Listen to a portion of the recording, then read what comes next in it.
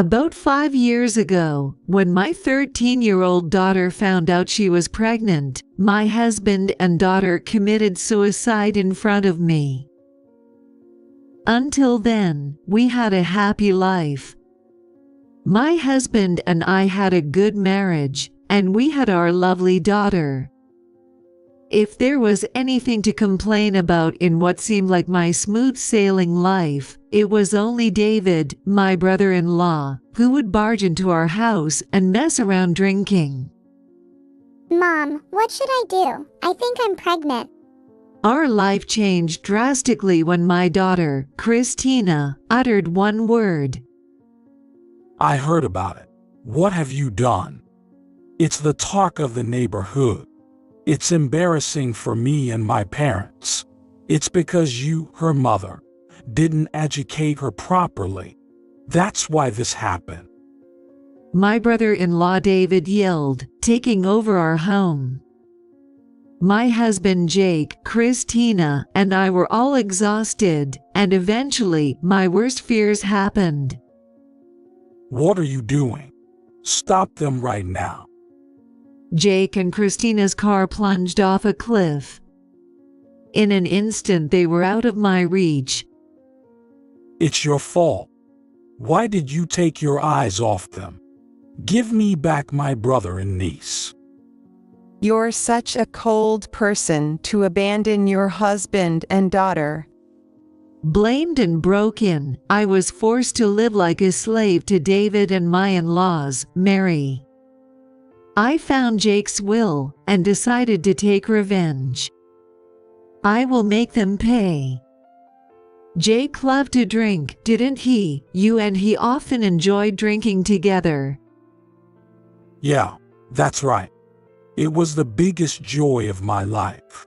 It's all gone because of you now. After this, suddenly, Jake and Christina appeared on the balcony, revealing a shocking truth. I am Michelle, a 40-year-old housewife. I live with my husband Jake and our daughter Christina. I also had a part-time office job, but my income was just small enough to cover our household expenses, and we depended on my husband's earnings for most of our living. Christina and I get along well, and she even confides her troubles to me. Our marriage was extremely good. Jake tends to drink a bit too much, and when he does, he gets loud and forgets himself, but it's never been to the point where I'd run out of patience with him. I do everything I can for my family, and Jake works hard every day. Christina is serious about her studies and extracurricular activities, and she has a good reputation at school. There were always little annoyances day to day, but I believed we could overcome them as a family. Until that happened, I never imagined my life, my family, could be turned upside down like this. David started frequenting our home around the time he got divorced, which was right after I heard about his divorce. I wasn't told why he divorced, but seeing his arrogant attitude and rough behavior, it seemed obvious why someone would divorce him. Knowing Jake couldn't say no due to his timid nature and fondness for alcohol, David always brought drinks over. Every time he came over without calling, I had to prepare appetizers for two and deal with Jake, who would laugh loudly, and David, who was boisterous whether he was drunk or not. I have work tomorrow. This is so exhausting. Seeing David and Jake drinking happily together, ignoring how I felt, truly disappointed me. Their attitudes when drunk were strikingly similar, which only added to my fatigue.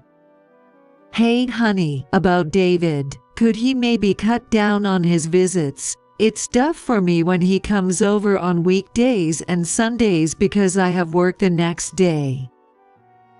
Oh, yeah. I know it's bad. I've been meaning to say something, but I just can't seem to refuse him. I think he's just lonely. Jake usually prioritizes my opinions, so when he said that, I couldn't say anything more. I wonder how long this kind of life will continue. I sighed many times with that thought. Hey, there's no more finger food.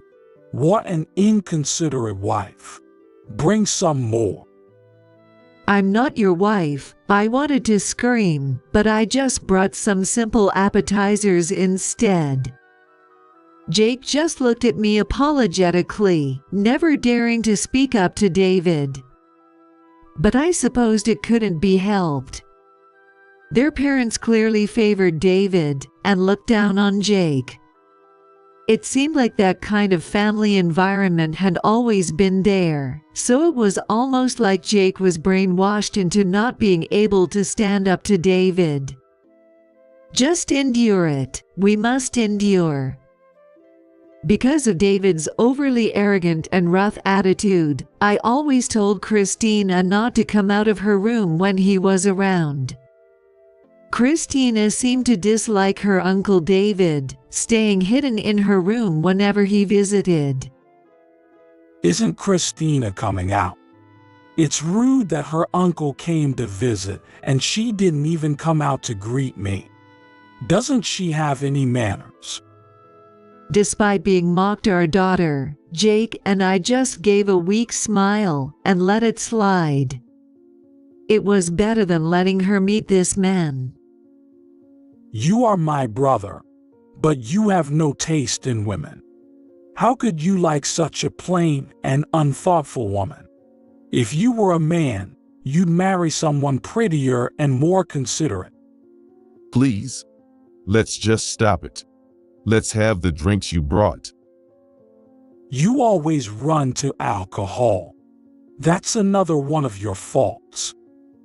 Maybe so. It seemed like Jake, who usually enjoyed drinks, was becoming less and less keen on drinking with David as time went on. Seeing us constantly being belittled, Christina would help out with chores the next day, showing her concern. We couldn't resist him even though he was treating us badly. I felt pathetic for making Christina worry, and thought that one day I'd cut ties with him. The problem was Jake's feelings. He was raised to be oppressed. He seemed unable to decide to cut ties with his family. I couldn't relate, having lost my parents early and having no siblings. So, until his resolve was formed, our family chose to endure quietly. One day, out of the blue, a trouble other than David showed up in our lives. Mom, what should I do? I think I'm pregnant. At first, I didn't understand what she had said. As I gradually grasped the meaning, I nearly raised my voice, but seeing her anxious face, I managed to hold back. Is that true? Yes. I took a test. She looked like she might burst into tears any moment. I gently patted her shoulder to comfort her. Just to be sure, let's test again. I'll go buy the kit. It turned out she really was pregnant. I asked her who was the guy, but she stubbornly refused to answer. Whether I asked or my husband asked, her response was the same. We discussed for hours as a family. We took Christina's opinions into account and ultimately, I believe we reached a conclusion that everyone could agree on. It's good that we found out about Christina's pregnancy early. This way, we can still respond. Relief was short-lived, as David heard the news and barged into our house to berate us. I heard about it. What have you done? It's the talk of the neighborhood. It's embarrassing for me and my parents. It's because you, her mother, didn't raise her right. That's why this has happened. Please lower your voice. You're scaring her. Unable to endure any longer, I retorted, and David smirked at me derisively. Playing the mother now. It's all too late. After causing a scene, David left the house. The next day, the in-laws called and said similar things to Jake. Even as we tried to overcome the crisis, those around us kept dragging us down. To ease my anxiety, I hugged Christina tightly. With Jake busy at work, the responsibility of looking after Christina fell mostly on me. When he could, Jake would join us, but usually, it was up to me. "There's a call, sorry, go ahead, I'll catch up." Returning from the hospital with Christina and Jake, I received a call from her teacher. It was a call to inquire about her recent situation, but given the complexity of our current circumstances, it inevitably turned into a long conversation. What are you doing? Stop them right now. As I finished the call and headed toward the car, I was shocked to see David appear. Confused by his shouting, I looked in the direction he pointed. Jake's car was heading straight toward a cliff. "No, stop!" I screamed in panic, but the car didn't stop.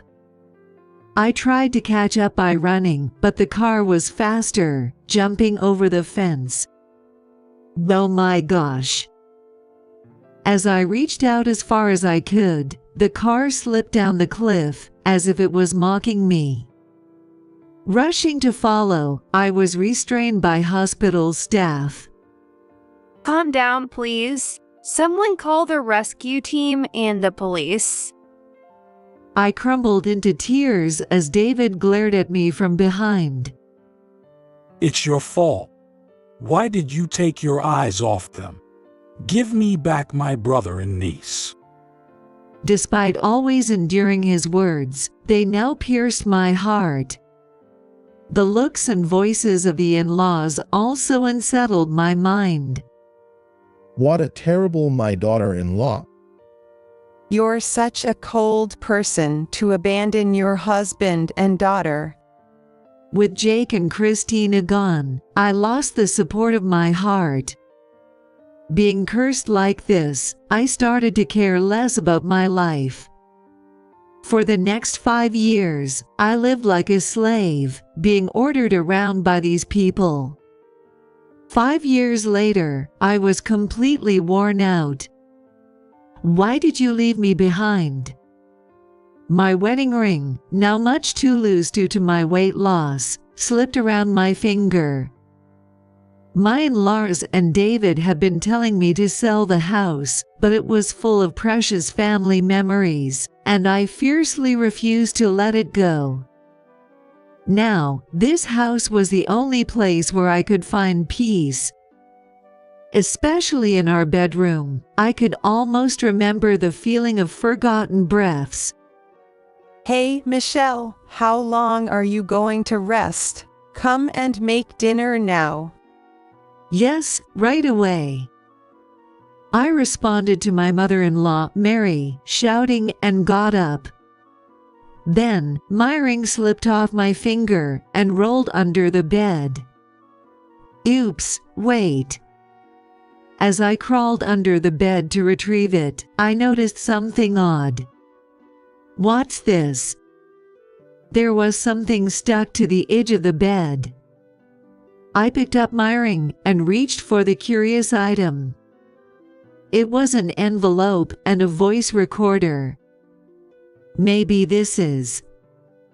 Feeling a stir in my chest, I turned on the recorder. It was dusty but not broken, and I could listen to the contents. Thank you, my dear. Hearing Jake's voice for the first time in 5 years brought tears to my eyes. And then, I made up my mind. No more crying, no more living in sadness. I had to live looking forward. And to do that, I had to take revenge on them.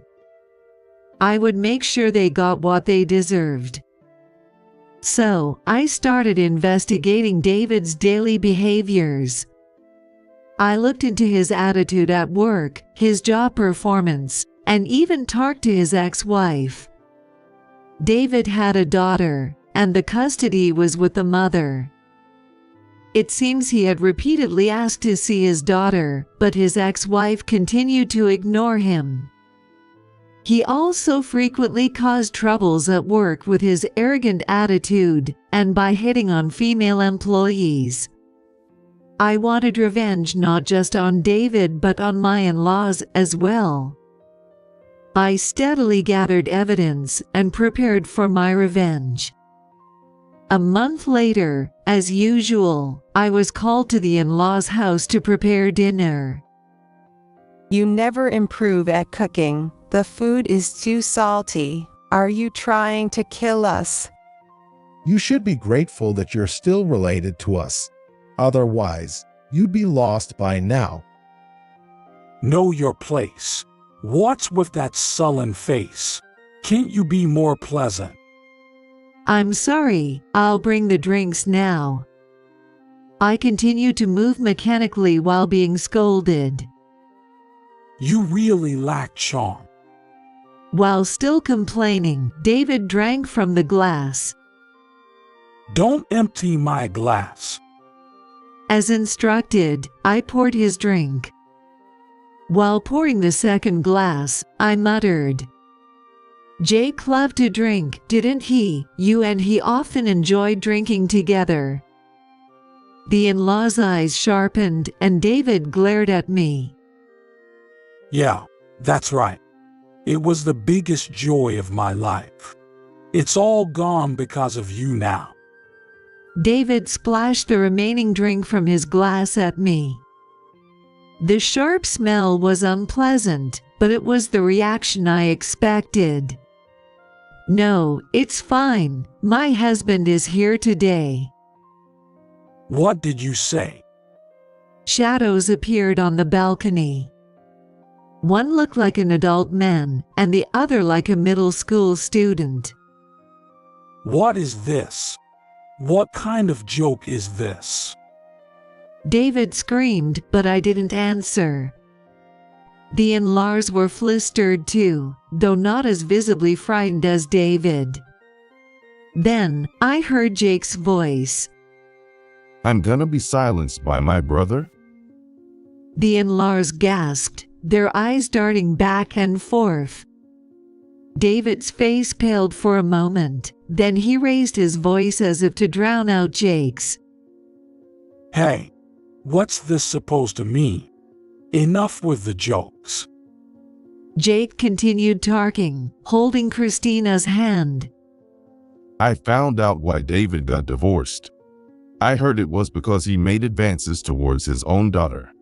I pressed Christina for the truth, and she revealed that it happened after I had fallen asleep when David was visiting. That's nonsense. You think you can get away with this? David lunged at me, so I fled to a corner of the room. His eyes darted around, his face slick with an unusual sweat. He was clearly shaken up. Christina says she's afraid to go to the police. For my behavior, David must suspect I know the truth.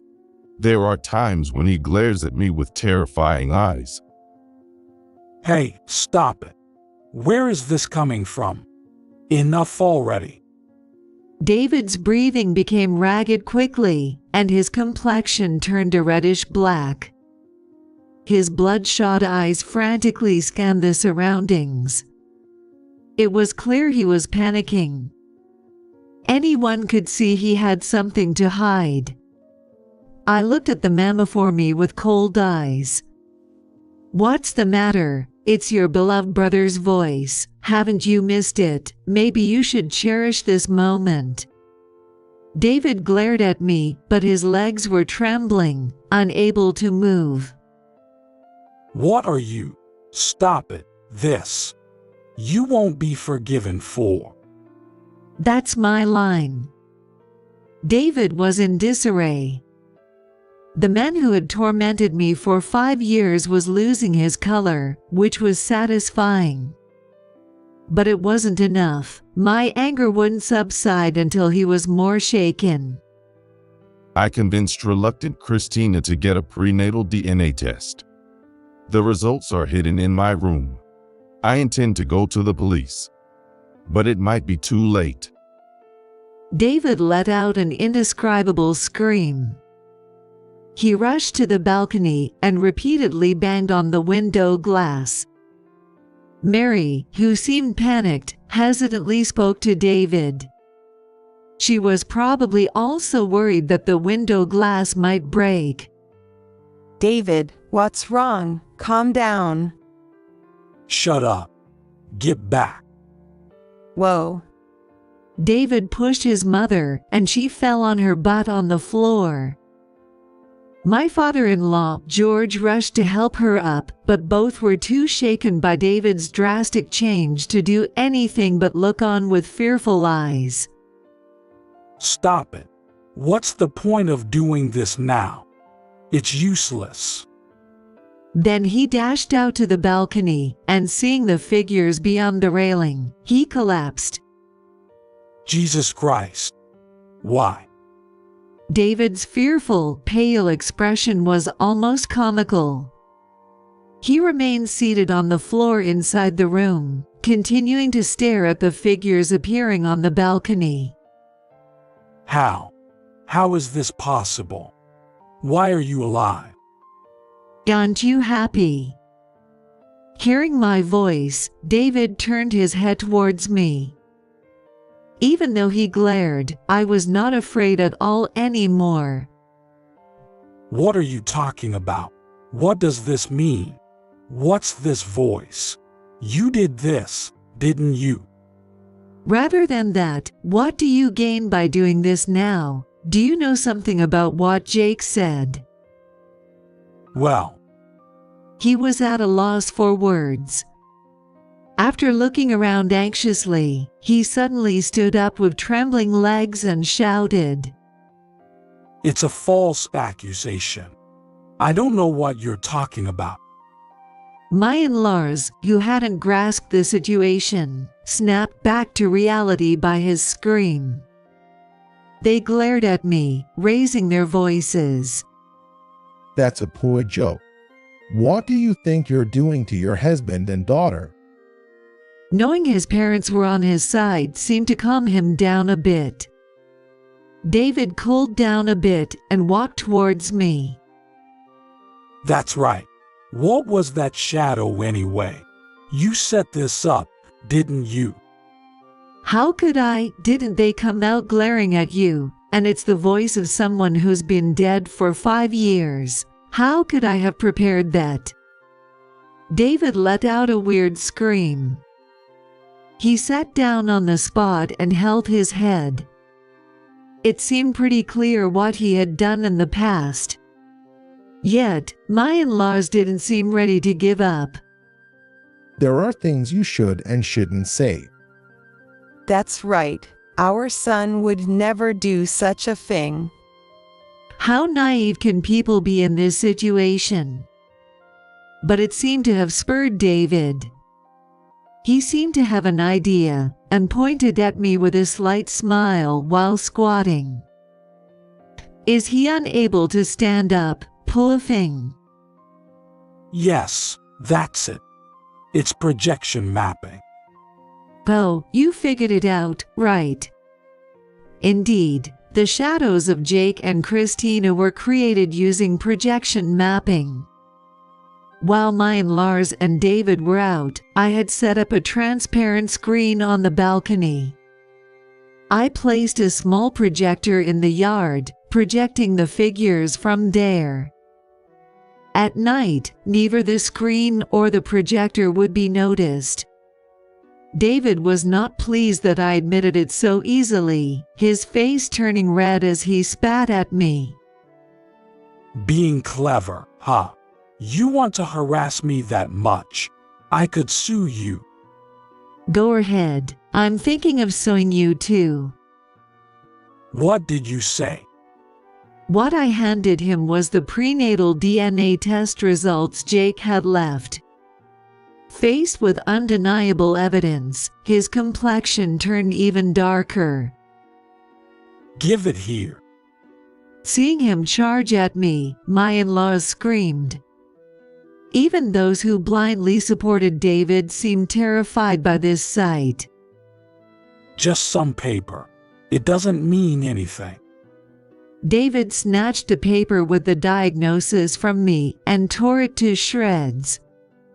Then, seemingly relieved, he began to laugh loudly. All this. It's obviously a lie. It's useless. Everything is useless. His obvious fear was practically a confession. Not bothering to reconsider the content before tearing the paper was like a second confession.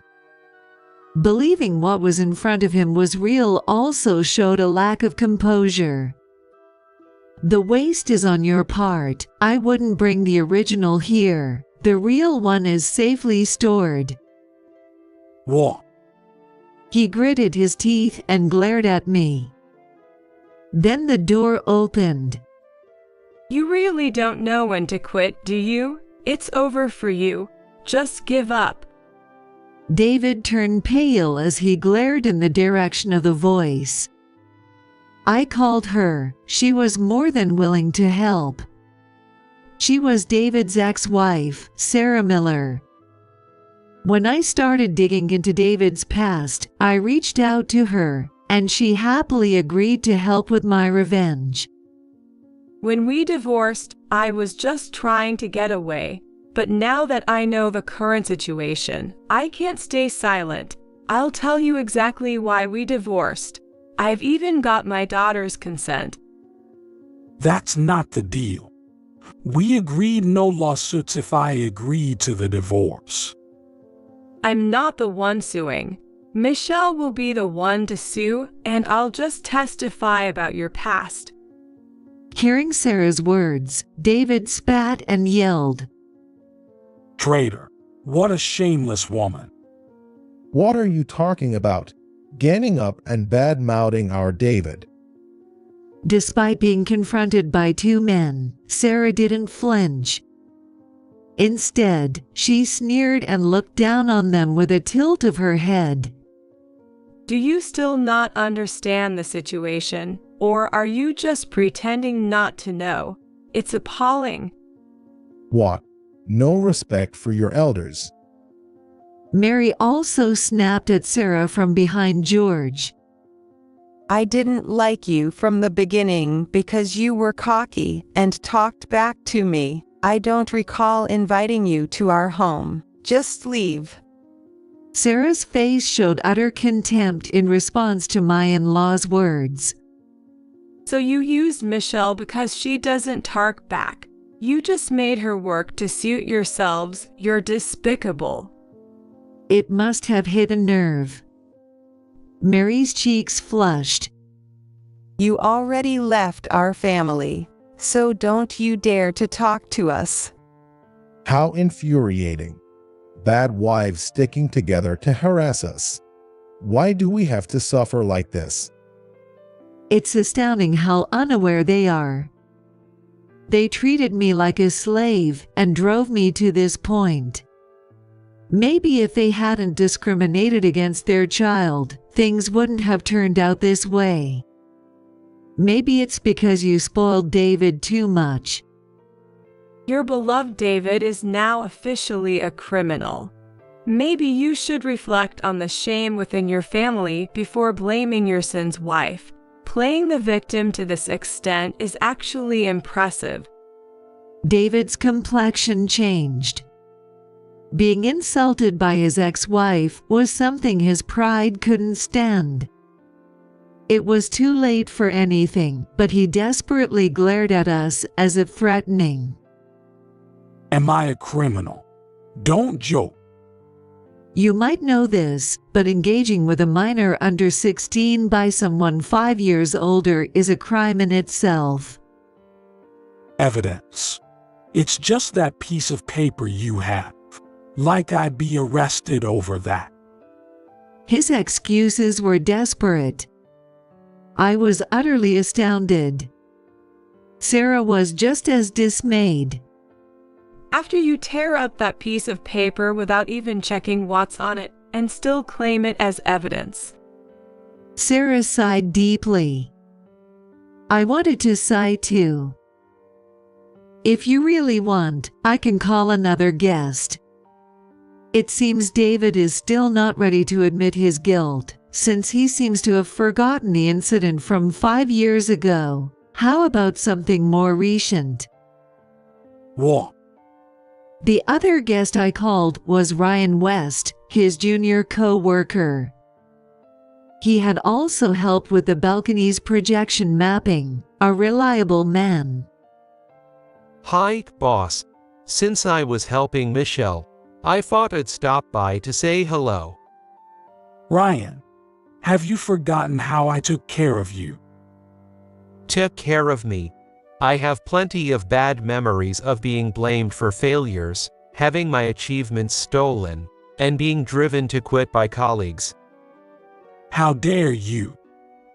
David didn't look like he could stand up. It seems he really had lost all his strength. It's a pleasure for me to see him in his misery. Your work attitude has been a problem for a while. Your arrogant behavior and the way you treated female employees troubled everyone. Some of us, including me, have already submitted recordings of your misconduct to an IC recorder. You'll definitely be fired. What did you say? How are we supposed to live then? It's typical that their first concern upon hearing their prized son will be fired is their own well-being. How shallow can they be? I'm too astounded to speak. Sarah seems to agree, and we exchange looks. Ryan must feel the same, but he keeps smiling as he deals with Mary. You can live off your pension. That should be fine. Do you think this is someone else's problem? Are you trying to ruin us? George confronts Ryan. Perhaps he thinks Ryan's smile means he's easy to intimidate. No, I'm not thinking that at all. But apart from the firing, we're also preparing a lawsuit. Well, former manager now. I can't predict your financial outlook, as it involves him too. A lawsuit? Why is this even happening? David is too stunned to follow the conversation. Only Maya and Lars are panicking. It's satisfying to see, but I feel bad for Ryan, who's being pressed. An overcharging scheme in the contracting fees has come to light. It seems he colluded with a subcontractor, who has confessed, and now the former manager David's name has come up, so we're preparing for that. The police will be here soon, so please prepare yourselves. Maya and Lars seem to be at a loss for words. I observe the faces of the hateful trio as they turn pale. After sufficiently savoring the moment, I decide to add one more thing. This is the IC recorder that contained Jake's will. The voice of him that just played was his will stored here. The data is already saved elsewhere, so I decided to use this to record everything you've done to me for a month. What are you saying, Michelle? Don't start using my name now. After all, you've been calling me hey, bitch, or idiot. The treatment I've received from my in-laws and David was definitely illegal. I've recorded them for a month, and my lawyer has assured me the evidence is more than enough to sue. I'm also ready to sue. This recorder is Jake's keepsake, and I've decided to use it to move forward with my life. It served me well. It felt like my husband was helping me. He suffered terribly at your hands too. Maybe this will give him some peace. How could you treat family like this? Unbelievable.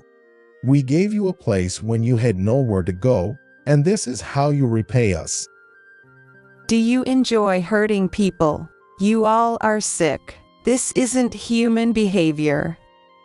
I'll just return those words to you. These people are headed for ruin anyway. I can't move forward without returning the favor properly. I love Jake, but I don't want to be related to you anymore. I'm cutting ties. That can't be. You can't just decide that.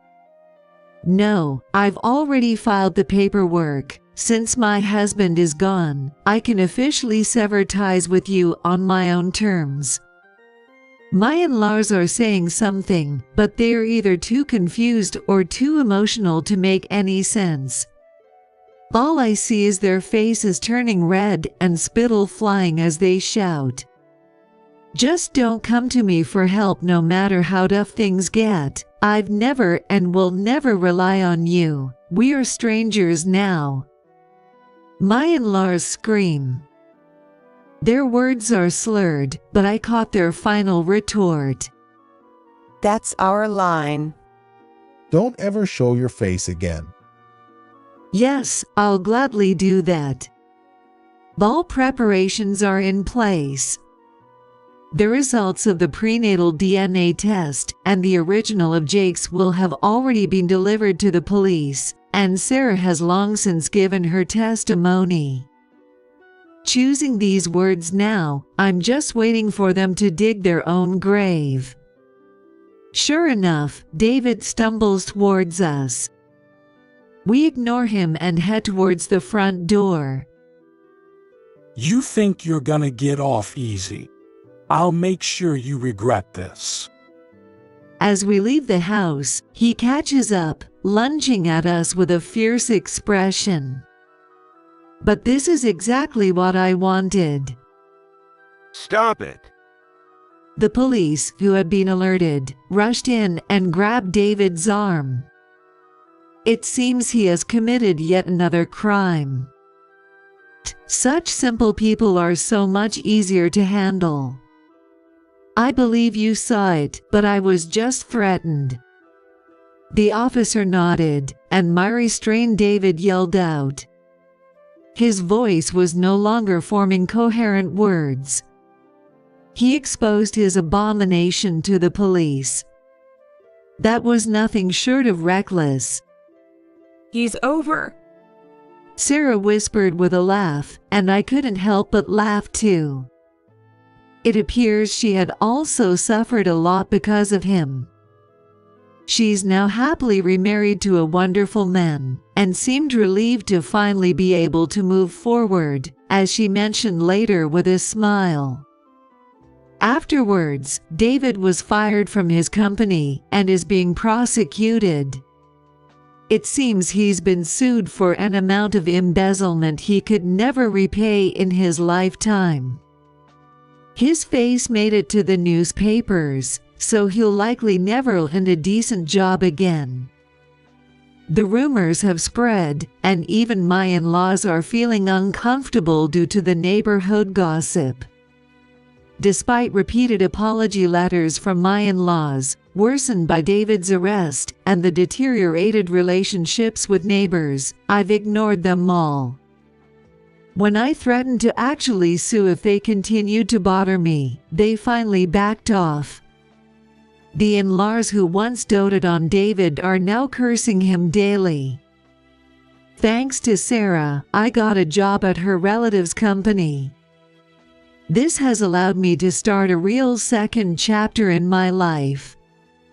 Although I had spent much time grieving, I was finally able to retaliate for Jake and Christina, and it's slowly helping me to become more positive. Then, 3 years later. Michelle, would you like to go see a movie this Saturday? That sounds lovely. What kind of movie is it? I've started dating Ryan, who used to work under David. It's a movie I think you'd like, Michelle. It was in the commercials yesterday. I wanted to see that one. Thank you, Ryan. While I still love Jake, the frequent contact with Ryan after that incident sparked something. I was genuinely surprised when Ryan, 5 years my junior, confessed his feelings. It turns out he also lost his wife early, and now we spend our time leisurely as those left behind. Michelle, Ryan. Hello. You were on a date, weren't you? I hope I didn't interrupt. The voice came from the entrance. I stood up to greet the two. Joey, Sarah, welcome. Please don't be mean. There are some cakes, so let's all have some. Ryan said. Zoe jumped up with joy. I'm so happy. Thank you, Ryan.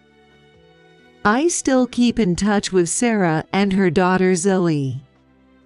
The people around me have been very kind to me as I mourn my daughter.